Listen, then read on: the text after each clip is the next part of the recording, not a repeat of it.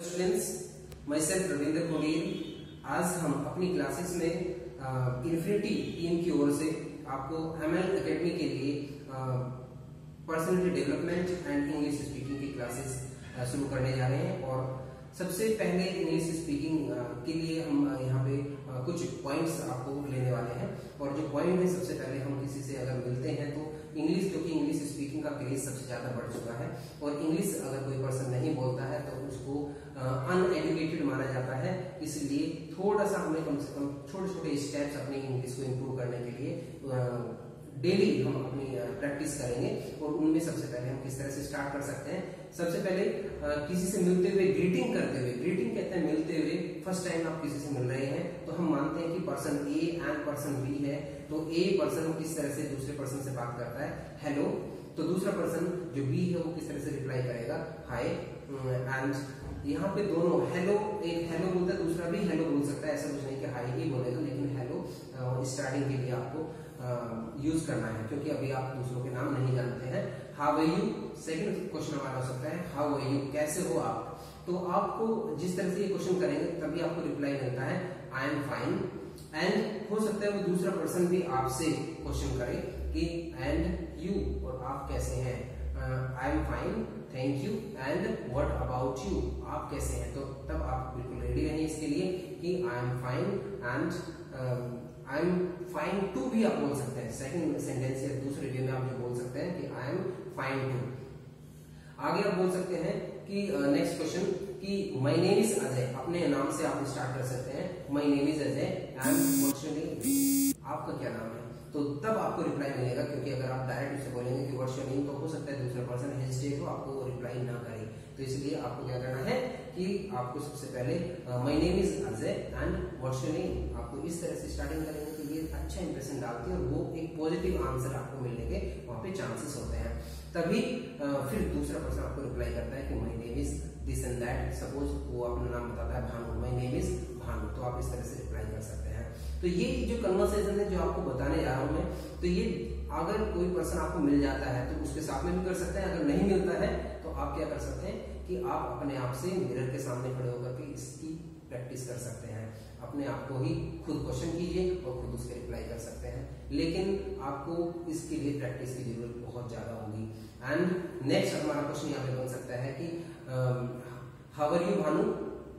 अब भानु आप कैसे हो, भानु के बारे में, यानी दूसरे पर्सन है बी पर्सन, उसके लिए आप पूछ रहे हैं हाउ आर यू भानु, तो वो आपको रिप्लाई करेगा fine, thank you, and what about you, what about you, आपकी क्या हाल है। तो आप यहाँ पे रिप्लाई कर सकते हैं आई एम फाइन टू, इसके लिए आपका आंसर हो सकता है आई एम फाइन टू, मैं भी बहुत अच्छा हूँ। तो ये आप ध्यान रखेंगे। Next what do you do, आप क्या करते हैं। नेक्स्ट क्वेश्चन हमारा जो दूसरे पर्सन के लिए बनता है व्हाट डू यू डू, आप क्या करते हैं, क्या काम करते हैं। तो यहाँ पे अगर कोई पर्सन बिजनेस करता है तो बिजनेस वो बता सकता है कि आई एम बिजनेसमैन, या आई डील इन, मैं ये काम करता हूँ तो आई डील इन। या अगर आप स्टूडेंट हैं तो आई एम अ स्टूडेंट, या I do study. I am a student ये बेटर आपके लिए रहेगा, क्योंकि हम स्टूडेंट्स में डील कर रहे हैं, तो I am a student.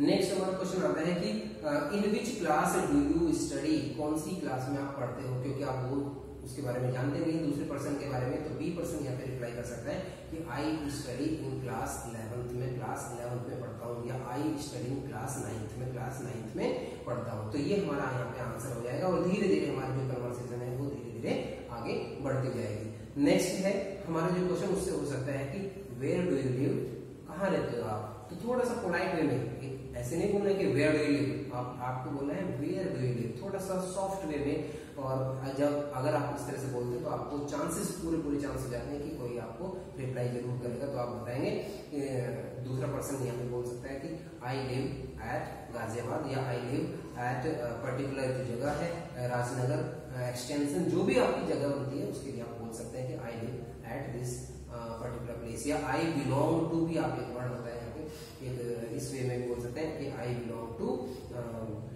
Kerala. अगर जो बिलोंग केरल को करता है तो केरल से बता सकते हैं I belong to Ghaziabad, Ghaziabad को करता है I belong to UP, UP को बिलोंग अगर कहीं बाहर की बात कर रहे हैं। तो इस तरह से आप यहाँ पे इस क्वेश्चन का आंसर अलग अलग तरीके के आंसर यहाँ पे हो सकते हैं।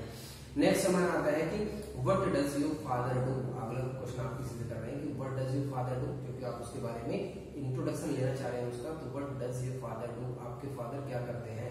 तो does, what does your father do, father singular, इसके वर्ड डज का यूज किया जाएगा। तो फादर डू, आपके फादर क्या करते हैं, तो ये हम do that is a verb here. यहाँ पे आपको रिप्लाई मिलता है कि my father is a doctor, और my father is a businessman, और my father is a teacher. जो भी उसका आंसर होता है आप उसको एक्सेप्ट करेंगे एंड आप उसमें थोड़ी सी अपनी ओर से मिला सकते हैं कि my father also is also a businessman, my father भी बिजनेसमैन है, या my father is also a doctor. या नहीं भी मैचिंग भी नहीं होता तो आप बोल सकते हैं कि my father is a businessman. चलिए, इस तरह की ये यहाँ पे बात हो जाती है।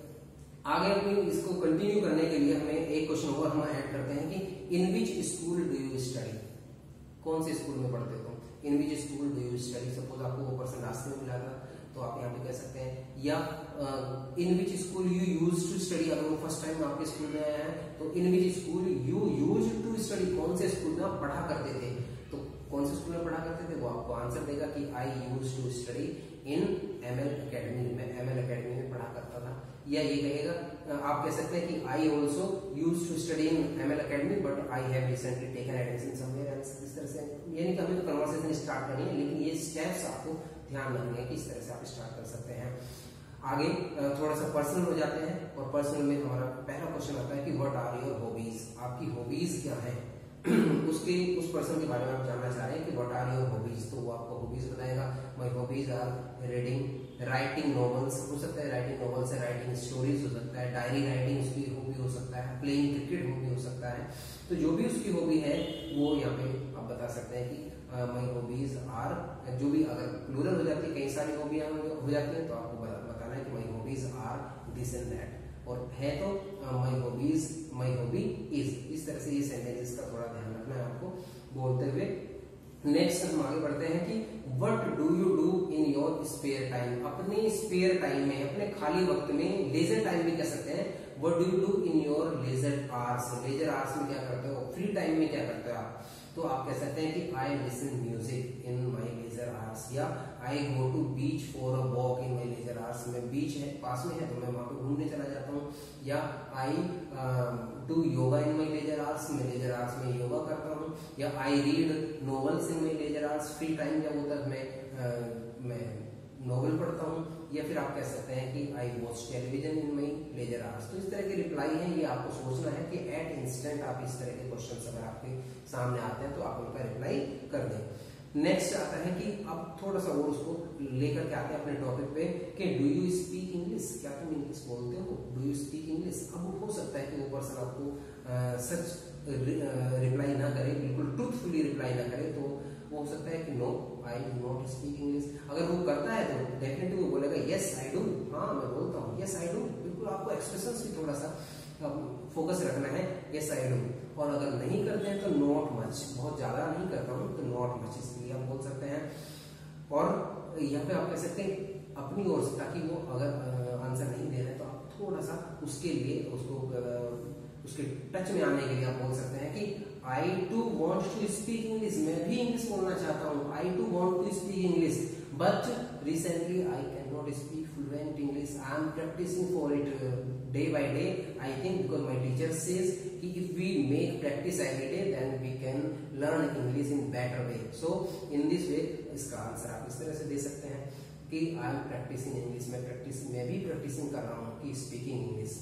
ठीक है, आगे आपका नेक्स्ट क्वेश्चन आपको बनता है कि can we practice speaking English, क्या हम भी इंग्लिश स्पीकिंग की प्रैक्टिस कर सकते हैं, क्या हम और ज्यादा इंग्लिश स्पीकिंग की प्रैक्टिस कर सकते हैं। तो आपको डेफिनेटली, क्योंकि वो पर्सन भी आपसे इंग्लिश बोलना चाहता है, तो वो कहेगा yes definitely I want to speak English. And फिर आप कह सकते हैं कि we will can we make a group in our class if the students want to take part in it, we should make a group of the students who speak English to improve our English, we should make a group here। तो वो आपको बिल्कुल consent करेगा, इस बात को agree हो जाता है, और वो कहेगा yes definitely we should make a group so that we can share our views and then we can discuss about it and our English will be improved in this way। So आपकी जो conversation है उसका first step इस तरह से यहाँ पे complete हो जाता है, और हमें इन सारे क्वेश्चंस के ऊपर फोकस करना है।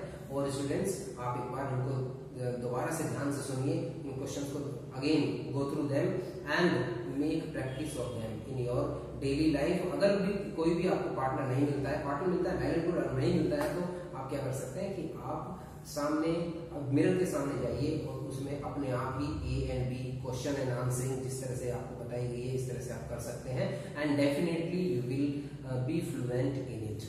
Thank you for today.